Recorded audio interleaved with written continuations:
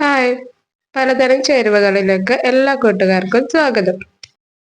ഇന്ന് ഞാൻ വന്നിട്ടുള്ളത് നമ്മൾ കേരളീയരെ ബ്രേക്ക്ഫാസ്റ്റിന് മിക്കപ്പോഴും തയ്യാറാക്കുന്ന ഇഡ്ഡലിയുടെ റെസിപ്പി ആയിട്ടാണ്. എല്ലാവർക്കും അറിയാവുന്ന കാര്യമാണ്, ഇഡ്ഡലി കുക്ക് ചെയ്തെടുക്കാൻ വളരെ എളുപ്പമാണ്. ഇഡ്ഡലി തട്ടിൽ മാവ് വെച്ച് ഒരു 5-6 മിനിറ്റ് സ്റ്റീം ചെയ്തെടുത്ത് കഴിഞ്ഞിട്ടുണ്ടെങ്കിൽ ഇഡ്ഡലി റെഡിയായി. ഇങ്ങനെ തയ്യാറാക്കുന്ന ഇഡ്ഡലി എത്രത്തോളം നന്നായിട്ടുണ്ട്, സോഫ്റ്റ് ആയിട്ടുണ്ടെന്നൊക്കെ ഉള്ളത് നമ്മളെടുക്കുന്ന മാവ് അനുസരിച്ച്. ഇപ്പോൾ ഒട്ടുമിക്ക വീടുകൾ നോക്കി കഴിഞ്ഞിട്ടുണ്ടെങ്കിൽ ദോശമാവ് ഇഡ്ഡലി മാവൊന്നും വീട്ടിൽ തന്നെ ഉണ്ടാക്കാൻ മെനക്കെടാറില്ല. എല്ലാം റെഡിമെയ്ഡ് പുറത്തുനിന്ന് വാങ്ങിച്ചിട്ട് ജസ്റ്റ് ഒന്ന് ആവിയായിട്ട് വേവിച്ചെടുക്കുന്നേ ഉള്ളൂ. നന്നാവില്ലാന്നോ അല്ലെങ്കിൽ മെനക്കേടാന്നൊക്കെ ഉള്ള തോന്നലായിരിക്കും അതിന് കാരണം. അങ്ങനെയുള്ളവരാരെങ്കിലും ഈ വീഡിയോ കാണുന്നുണ്ടെന്നുണ്ടെങ്കിൽ ഒരു പ്രാവശ്യമെങ്കിലും ഈ റെസിപ്പി ഒന്ന് ട്രൈ ചെയ്ത് നോക്കണേ. ഫെയിൽ ആവാൻ ഒട്ടും സാധ്യതയില്ലാത്തൊരു റെസിപ്പിയാണിത്. തീർച്ചയായിട്ടും നിങ്ങൾക്ക് ഇഷ്ടപ്പെടും. വളരെ എളുപ്പമാണ്, എന്നാൽ നല്ല പെർഫെക്റ്റ് ആയിട്ടുള്ള ഇഡ്ഡലി നമുക്ക് കിട്ടും. ശരിക്കും ഞങ്ങളുടെ വീട്ടിൽ ഇഡ്ഡലി ഉണ്ടാക്കിക്കൊണ്ടിരുന്നത് ചോറും പച്ചരിയും ഇന്നും കൂടി അടിച്ചായിരുന്നു. ഈ റെസിപ്പി എൻ്റെ അമ്മച്ചിക്ക് കിട്ടിയത് വർഷങ്ങൾക്ക് മുമ്പ്, ഞാനൊക്കെ ജനിക്കുന്നതിന് മുമ്പ് കുറച്ചാൾ അമ്മച്ചി തമിഴ്നാട്ടിലുണ്ടായിരുന്നു. അപ്പോൾ അവിടുത്തെ ഹൗസ് ഓണർ അമ്മ ഉണ്ടാക്കുന്ന ഒരു രീതിയാണത്. ഇൻട്രൊഡക്ഷൻ ഇച്ചിരി ലെങ്തി ആയിപ്പോയി, എല്ലാവരും ക്ഷമിക്കാം. ഞാൻ ഇനിയും സംസാരിച്ച് സമയം കളയുന്നില്ല, നമുക്ക് വേഗം റെസിപ്പിയിലേക്ക് കടക്കാം. ഇഡ്ഡലി തയ്യാറാക്കാനായിട്ട് ഞാനിവിടെ എടുത്തിട്ടുള്ളത് 1 കപ്പ് പച്ചരിയാണ്. ഇത് സാധാ പൗഡറിങ് റൈസ് ആട്ടോ. നിങ്ങളുടെ ഇഡ്ഡലി റൈസ് ഉണ്ടെന്നുണ്ടെങ്കിൽ കൂടുതൽ നന്നായിരിക്കും നമ്മുടെ ഇഡ്ഡലി. ഇനി ഞാൻ ഇതിലേക്ക് എടുത്തിട്ടുള്ളത് നമ്മൾ ചോറ് വയ്ക്കാനൊക്കെ ഉപയോഗിക്കുന്ന സാധാ വൈറ്റ് റൈസ് ആട്ടോ. ഞാൻ സുലേഖ റൈസാണ് എടുത്തിട്ടുള്ളത്. നിങ്ങളുടെ വൈറ്റ് റൈസ് ഏതാണോ ഉള്ളതെന്ന് വെച്ചാൽ അതെടുക്കാം. പിന്നെ കുത്തരി എടുത്തുന്നവർക്ക് കുഴപ്പമൊന്നുമില്ല കേട്ടോ. പിന്നെ അതിൻ്റെ കളർ മാറിപ്പോകുമല്ലോ, അതുകൊണ്ടാണ് വൈറ്റ് റൈസ് തന്നെ എടുക്കാൻ പറയുന്നത്. നമ്മൾ ഇഡ്ഡലിക്ക് മാവ് അരയ്ക്കുമ്പോൾ പച്ചരിയുടെ ഒപ്പം പല സാധനങ്ങളും ഇടാറുണ്ട്. നല്ല സോഫ്റ്റ് ആവാനും പൊങ്ങി വരാനൊക്കെ ആയിട്ട് ചോറ്, അവൽ, അങ്ങനെ പല ഇൻഗ്രീഡിയൻറ്റും ഇടാറുണ്ട്. പക്ഷേ നമ്മൾ ഈ ചോറ് വയ്ക്കുന്ന റൈസ് പച്ചരിയുടെ ഒപ്പിട്ട് കുതിർത്തി മാവാട്ടിയെടുക്കുന്ന അത്രയും സോഫ്റ്റും പെർഫെക്റ്റ് ആയിട്ടുള്ള ഇഡ്ഡലി മറ്റൊരു രീതിയിൽ എനിക്ക് കിട്ടിയിട്ടില്ല കേട്ടോ. ഈസ്റ്റ് ചേർക്കാതെ തന്നെ നമുക്ക് നല്ല ഇഡ്ഡലി ഈ രീതിയിൽ തയ്യാറാക്കാൻ പറ്റും. റോ റൈസും വൈറ്റ് റൈസും കുറച്ച് വെള്ളം ഒഴിച്ച് ഞാൻ അവിടെ കുതിരാനായിട്ട് മാറ്റി വെച്ചിട്ടുണ്ട്. ഞാനത് വാഷ് ചെയ്തിട്ടുണ്ടായിരുന്നില്ല കേട്ടോ, ജസ്റ്റ് കുതിരാനായിട്ട് വെച്ചെന്നേ ഉള്ളൂ. കുതിർന്ന ശേഷം നന്നായിട്ട് വാഷ് ചെയ്തെടുക്കാം. അതിനുശേഷം ഞാൻ എടുത്തത് 3/4 കപ്പ് ഉഴുന്നാണ്. നമ്മൾ 2 കപ്പോളം റൈസ് എടുത്തിട്ടുണ്ടല്ലോ, അപ്പോൾ അതിന് വേണ്ടിയിട്ട് 1 കപ്പിന് താഴെയായിട്ട് തന്നെ ഉഴുന്ന് വേണ്ടി വരും. നമ്മളിതിലേക്ക് ഈസ്റ്റ് ഒന്നും ചേർക്കുന്നില്ല, അപ്പോൾ ഉഴുന്നിൻ്റെ കാര്യത്തിൽ അധികം പിശുക്കാണ്ടിരിക്കാം. ഉഴുന്ന് നന്നായിട്ട് വാഷ് ചെയ്ത ശേഷം കുതിരാനായിട്ട് വെക്കുക കേട്ടോ.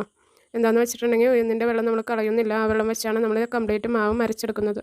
നിങ്ങളുടെ കയ്യിൽ സമയം ഉണ്ടെന്നുണ്ടെങ്കിൽ ഈ എല്ലാ ഇൻഗ്രീഡിയൻറ്റും 6 മണിക്കൂറെങ്കിലും കുതിരാനായിട്ട് വെക്കുക കേട്ടോ.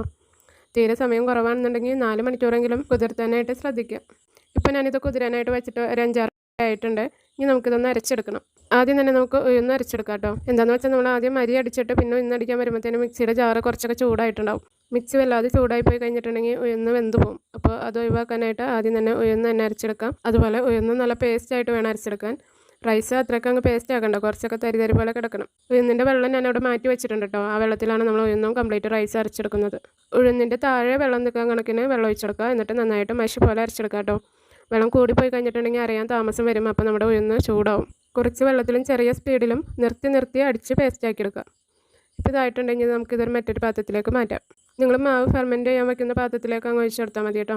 വാവട്ടം കുറഞ്ഞാൽ നന്നായിട്ട് അടച്ചു വെക്കാൻ പറ്റുന്ന ഒരു പാത്രത്തിൽ ഫെർമെൻറ്റ് ചെയ്യുന്നതായിരിക്കും കേട്ടോ കൂടുതൽ നല്ലത്. ഉഴുന്നരച്ചത് ഞാൻ അവിടെ മാറ്റി വെച്ചിട്ടുണ്ട്. ഇനി നമ്മുടെ റൈസിനെ നന്നായിട്ട് വാഷ് ചെയ്യാതെയാണല്ലോ വെള്ളത്തിലിട്ട് വെച്ചത്, അപ്പോൾ അതൊന്നെടുത്ത് നന്നായിട്ടൊന്ന് വാഷ് ചെയ്തെടുക്കാം. അരി നന്നായിട്ട് വാഷ് ചെയ്തെടുത്ത ശേഷം അതുകൂടി അരച്ചെടുക്കണം. അതിന് മുമ്പായിട്ട് നമ്മൾ നേരത്തെ അടിച്ചു വെച്ചിട്ടുള്ള ഉഴുന്ന് നന്നായിട്ടൊന്ന് ബീറ്റ് ചെയ്ത് പതപ്പിച്ച് വയ്ക്കാം. ഈ സ്റ്റെപ്പ് നിർബന്ധമില്ല കേട്ടോ, പക്ഷേ നിങ്ങളിങ്ങനെ ചെയ്യുകയാണെന്നുണ്ടെങ്കിൽ ഇഡ്ഡലി വേറൊരു ലെവലായിരിക്കും. നിങ്ങളുടെ ബീറ്റർ ഉണ്ടെന്നുണ്ടെങ്കിൽ അത് വെച്ച് ഉഴുന്ന് മാവ് നന്നായിട്ടൊന്ന് ബീറ്റ് ചെയ്തെടുത്താൽ മതി.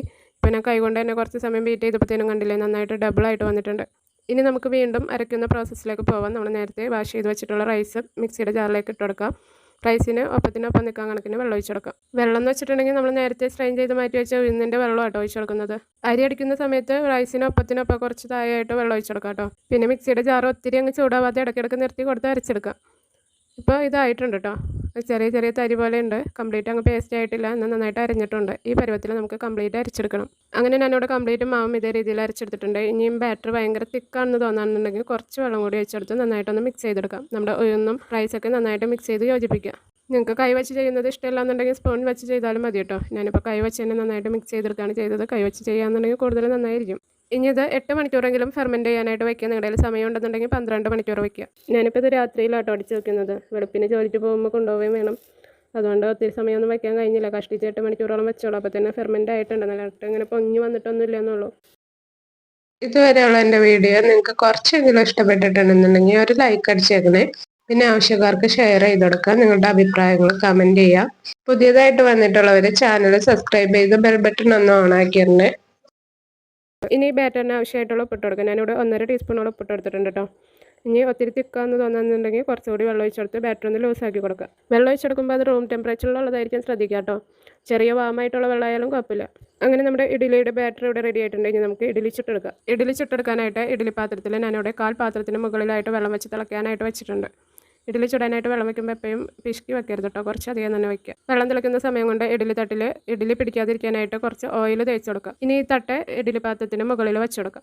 വെള്ളം നന്നായിട്ട് തിളച്ച് ആവി പുറത്തേക്ക് എടുക്കുന്ന സമയത്ത് വേണം കേട്ടോ മാവ് വെച്ച് കൊടുക്കാൻ.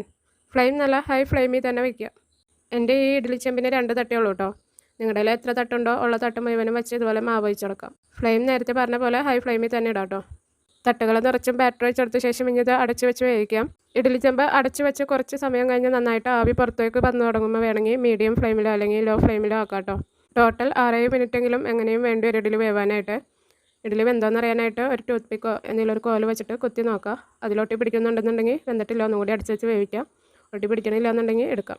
തട്ടുകൾ ഇറക്കി വെച്ചൊന്ന് ചൂടാറിയ ശേഷം ഇഡ്ഡലി വെടിപ്പിച്ചെടുക്കാം. ചൂടിനെ തന്നെ എടുത്തിട്ടുണ്ടെങ്കിൽ നിങ്ങൾക്ക് അറിയാം ഒട്ടി പിടിക്കും. ഇനി ഇഡ്ഡലി അടുത്ത സെക്ഷനും കൂടി വേവിക്കാനുണ്ടെന്നുണ്ടെങ്കിൽ ഫ്ലെയിം ഓഫ് ചെയ്തിട്ട് വെക്കാറാവുമ്പോൾ പിന്നെ രണ്ടാമത് കത്തിക്കുന്നതായിരിക്കും നല്ലത്. അങ്ങനെ നമ്മുടെ പൂ പോലുള്ള നല്ല സോഫ്റ്റ് ഇഡ്ഡലി ഇവിടെ റെഡി ആയിട്ടുണ്ട്. ഇതിൻ്റെ പുറത്തെ സ്ട്രക്ചറൊക്കെ കാണുമ്പോൾ നിങ്ങൾക്ക് അറിയാൻ പറ്റും, വളരെ സോഫ്റ്റാണ്.